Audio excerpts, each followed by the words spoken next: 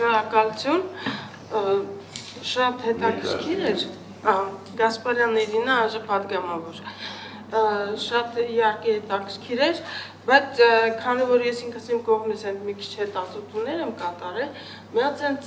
հարց իմ մոտ առաջացավ այդ վարչատրության հետ կապված բժիշկների, խոսել եմ բուժ հաստատության մեկ բժշկի հետ, ով ասաց, որ իր վարչատրությունը հենց բուժ հաստատությունում և ուղեգրով եկած պացիենտի համար տարբերվում են։ Ես կուզենայի այդ հարցի պատասխանել, որովհետև ասաց, օրինակ, ինչի ես պետքա բժշկի բառերն եմ ասում, այդ պացիենտի նայեմ, եթե գումարը ցածր է, պոլիկլինիկայի գումարով է, ասաց։ Դա հարցից մեկն է։ Երկրորդը, դուք բոլորդ խոսում եք բժշկի դիրքից, բժշկի տեսանկյունից, բայց սակայն ես շատ հարցեր ունեմ պացիենտի տեսանկյունից, ասենք թե քաղաքացու տեսանկյունից, որտեղ ես ուսումնասիրել եմ այս օրենքը և կարամ հատ նշել, որ այդ ապահովությունը, որը ներկայացնում են, ես Տիկին Ավանեսյանն եմ հարցը տվել, ներկայացնում են որպես, չգիտեմ, գովազդում են, սակայն դա իմ տեսանկյունից թալան է։ Օրինակ, ես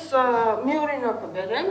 դա 7-րդ 12 հոդված, չէ, 12-7-րդ կետը։ Օրինակ, բժիշկը, հենց բժիշկը է, որպես քաղաքացի, ով ստանում է 200,000 և վճարում է ապահովության համար, եթե դուք դուրս եկաք գործից, դուք մեկ տարի պարտավոր եք վճարել այդ 10,800 դրամը և եթե չվճարեք, դու գանք է գալի։ Դա ինձ թվում է կատաստրոֆիկ վիճակ է և էդ է, դա վերաբերվում է բոլոր քաղաքացիներին, որովհետև դա իրավունքի ոտնահարում է, եթե անձը չի ստանում ինչ-որ եկամուտ, կարող է աշխատանք չի գտնում, կամ ավելի ցածր է գտնում, դա մեկ, երկրորդն էլ մենք ունենք 11-րդ հոդվածում կարգավիճակներ են որոշել, չէ, ասենք թե 200,000-ից ցածր քաղաքացին չի ընդգրկված այդ ապահովագրության մեջ, ասենք թե ստանում է 50,000 դրամ։ Հիմա անձը եթե ազատվում է աշխատանքից, ինքը ավտոմատ կցվում է այդ կարգավիճակին։ Ինչու մի խումբը չի ընդգրկված և պարտադիր չի վճարել, իսկ այս խումբը, որ երեք ազատվել է, ինքը պարտավոր է վճարել մեկ տարի։ Դա մեկ, դա վերաբերում է բոլոր քաղաքացիներին, հարցերը շատ են, բայց ես մի հատ հարցեր, որը հիվանդանոցներին է վերաբերվում։ Թերապևտը ուղեգիր է տալի պացիենտին, ինքը գալիս ասում է ընտրի, որ բուժ հաստատություն ուզում ես, գնում է բուժ հաստատություն, ասենք թե իր աշխատավարձից արդեն պահել են։ Ինքը գնում է, բայց իրան ասում են կոդերը չկա և դուք պարտավոր եք վճարել։ Փաստորեն քաղաքացին նաև իր աշխատավարձից պահել են, օրինակ, և ինքը նույն տեղում է վճարում, ստացվում է 2 անգամ։ Ես հարցը տվեցի Տիկին Ավանեսյանին, փոխհատուցում նախատեսում եք այդ դեպքում։ Ինքը շատ բորբոքվեց, պարզա հարցին չպատասխանը։ Ես պատասխանեմ, ուրեմն առաջինը պացիենտի դիրքորոշումից, պատասխանեմ։ Իրականում պացիենտների, այսինքն Հայաստանի Հանրապետության քաղաքացիների իրավունքները բազմաթիվ անգամ են այս օրենքում խախտված։ Առաջինը, երբ որ քաղաքացին 200,000 և 1 դրամ և ավել ստացող քաղաքացի է,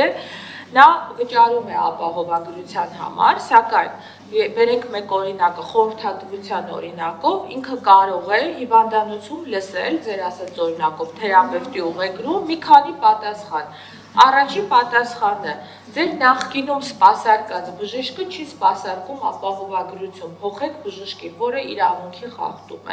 Երկրորդ պատասխանը, դուք ապահովագրությունը փոխհատուցում է 6,000 դրամ, դուք պետք է ևս 12,000 դրամ համավճար մուծեք։ Երկրորդ խախտումը։ Երրորդը, կոդը նախարարությունը չի տվել, պետք է դուք վճարեք։ Եվ այսպես շարունակ։ Երկրորդ խնդիրը, Մարդը աշխատանքից ազատվում է, սակայն իր վրա պարտավորություն է շարունակելու վճարել ապահովագրությունը, սա էլի լուրջ խնդիր է։ Երրորդ խնդիրը, եթե մարդը ստանում է 199.900 դրամ աշխատավարձ եւ այսպես լսում է մեր իշխանականներին եւ ասում է դե լավ բան է, էլի 100 դրամ ոչինչ, պակաս եմ ստանում, գնամ ապահովագրվեմ, ապա նրան թույլ չեն տալիս ապահովագրվելու, ասում են խառնած շփոթը չխորացնելու համար այս բանին դուք չպետք է ապահովագրվեք, սա այլ մի իրավունքի խախտում է եւ վերջի վերջո բազմաթիվ խնդիրներ կան եւ տեղապահովման հետ կապված եւ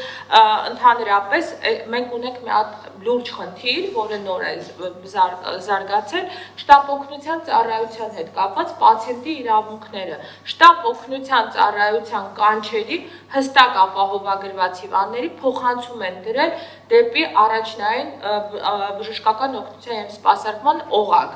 Եվ երբ որ մենք որպես այսպես հանրային ձայն բարձրացրեցինք, ասեցինք, ինչպես է գյուղի ամբուլատորիայի բժիշկը հասնելու, դուք չեք տվել տրանսպորտ, դուք չեք տվել տեխնիկական հագեցվածություն, հատկապես դա վերաբերում է գյուղական ամբուլատորիաներին, 2 օր առաջ մենք առողջապահության նախարարի կողմից լսնում ենք մի հայտարարություն, որ ասում է տնային կանչերը հանվում են, միայն թողնում ենք մանկական պատրոնաժը եւ հենաշարժական համակարգով հիվանդների դեպքում, մնացած դեպքերում հանվում է։ Հիմա ինչ անի քաղաքացին, երբ որ ինքը տվել է շտապ օգնության կանչ եւ կանչը փոխանցվել է առաջնային օղակին, ստացվում է հիվանդի իրավունքի եւս մի խախտում, նա բժշկական օգնություն եւ սպասարկում չի եւ այսպես բազմաթիվ հիվանդի տեսանկյունից լուրջ խնդիրներ եւ վերջի վերջո այսօր հիվանդների ընտրության խնդիրն է, հա, սահմանափակված, որովհետեւ մարդը, որ տարիներով ունեցել է իր ընտրած բժիշկը, իսկ այսօր բժշկական հիմնարկի ընտրությունը, բժշկի ընտրությունը դա հիվանդների մեր բնակչության սահմանադրական իրավունքն է եւ այսօր մենք այդ իրավունքից զրկել ենք, որովհետև ես եթե ժամանակին բուժվել եմ մի բժշկի մոտ, այսօր ես կարող եմ ստանալ պատասխան, որ այդ բժիշկը ապահովագրությամբ չի զբաղվում։ Ինչու՞, որովհետև 6000 դրամով այդ բժիշկը չի կարող փոխհատուցվող այդ գումարով անել այդ ապահովությունը։ Իմ վիճահայլոց այդ 6000 դրամն էլ դարձել է սկզբից 2000 դրամ է, որից երբ որ ես խոսեցի դառավ 3000, հետո Տիկին Գյուրեղյանը ազգային ժողովում այդ հարցը բարձրացրեց դառավ, նոր դառավ 6000։ Եթե լիներ լրություն, ապա դա կլիներ 2000 դրամ։ Ավելեմ, եթե կարելի է նույն հարցի վերաբերյալ տեսեք, դուք շատ հետաքրքիր հարց եք բարձրացնում պացիենտների տեսանկյունից ապահովագրական մեխանիզմի բացերը։ Հարցը հետևյալն է, մենք եկել ենք այստեղ այսօր բժշկի ձայնը բարձրացնենք եւ բազմաթիվ պացիենտական կազմակերպությունների ներկայացուցիչների հետ ես խոսել եմ, ասել եմ, որ գնալու ենք այս հարցը բարձրացնենք, համեցեք մեր հետ, դուք էլ պացիենտակենտրոնությունը ապահովեք այդ ամենի, բնականաբար էլի լսել եմ ինչ որ մենք չենք ուզում տենց Երևան եւ այլն, մի խոսքով Հիմա համակարգը ներդրվում է առհասարակ քաղաքակիրթ երկրներում սոցիալական արդարությունը ապահովելու համար, այսինքն հարուստը վճարում է աղքատի տեղը, առողջը վճարում է հիվանդի տեղը։ Դա ապահովագրական համակարգի այսպես են խնձորներով բացատրելու կոնցեպտն է։ Հիմա խնդիրը ինչու՞մն է կանում, որ ապահովագրված են մինչև 18 տարեկան երեխաները, ապահովագրված են 65+ տարիքի մարդիկ, ում ապահովագրվելու հետ ես միանշանակ համաձայն եմ։ Բայց այստեղ մի հատ խնդիր ունենք մենք, որ ապահովագրված են 200,000 դրամ եւ ավել ստացող աշխատավարձ ստացող մարդիկ, բայց դրանից ցածր ստացողները, ովքեր ավելի սուր կարիք ունեն լինելու ապահովագրված, իրենք ապահովագրված չեն։ Հիմա ես, որ օրինակ ստանում եմ, ասենց օրինակ թիվ բերեմ, 2 միլիոն դրամ աշխատավարձ, ես ավելի շատ կարամ վճարովի բուժօգնությունից օգտվեմ, թե այն մարդը, ով ստանում է 196,000 դրամ աշխատավարձ։ Բնականաբար ես եմ, որ կարող եմ օգտվել դրանից։ Իրանք էին թիրախը, ում պետք էր ապահովագրել։ Այդ մարդկանց աշխարհում ասում են աշխատող աղքատներ, ովքեր որ ծայրը ծայրին հասցնելով գրեթե նոր կարողանում են ինչ-որ մի բան անել։ Այդ մասով մենք սոցիալական արդարություն չենք ապահովում։ Որտեղ է գրված, որ ես, ով որ ստանում է օրինակ 1 միլիոն դրամ աշխատավարձ, պետքա նույն 10800 դրամը մուծեմ, ինչ որ 210,000 դրամ ստացող մարդը։ Դա էլ սոցիալական արդարության հետ որևէ ընդհանուր բան չունի, որովհետև ամբողջ աշխարհում ապահովագրական համակարգը ներդնելու ժամանակ տեղի է ունենում ինդեքսացիա։ Ապահովագրում են բոլորին, ուղղակի մինչև 200,000 դրամ ստացողը, օրինակ 2%-ն է աշխատավարձից մուծում, 200-ից 500,000 դրամ ստացողը, օրինակ 3% է մուծում, մինչև 1 միլիոնը 5%, 2 միլիոնը 10%, այդտենց է սոցիալական արդարությունը լինում։ Հիմա չեմ ուզում որևէ մեկին մեղադրեմ, պիտակավորեմ եւ այլն, բայց ազգային ժողովը քվեարկել է այս օրինագծի։ Տեսել են այս օրինագիծը, ժողովուրդ, դուք նենց չի որ անտեղյակ է ազգային ժողովը։ Ամբողջ, եթե նույնիսկ վերցնենք, որ ընդդիմադիր падգամավորները չեն մասնակցել կամ մասնակցել են, չեն հասկացել, ժողովուրդ, ամբողջ ԿՊԱ-ական ֆրակցիան տեղյակ է եղել ինչ են անում։ Եվ դա բացահայտ արվել է։ Հիմա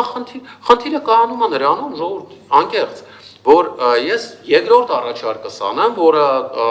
մեր գործընկեր падգամավորը առաջինը ոնց որ թե ասեց շատ ականջահաճո է որդեգրելի առաջարկ է, երկրորդը անեմ։ Եթե նման առաջարկներ են գալիս, ժողովուրդ, մենք բաց ենք, կարող եք ուղարկել review-ի։ Մենք մի հատ մեր տեսակետները գրենք, ընդ որում մենք բացարձակապես չենք ուզում մեծ շենքի մեջ կորենք, մանգանք, մենք գանք ելույթ ունենանք, մենք մեր review-ն գրենք, տանք ձեզ, դուք այդ հարցադրումները բարձրացրեք, հասկացեք ինչու է այսպես արվում, ոչ թե այնպես։ Այդ հարցերը հիմա ինչի է հնչում, որովհետև այդ մարդիկ են շահառուները դառը, ովքեր չպետք է դառնային։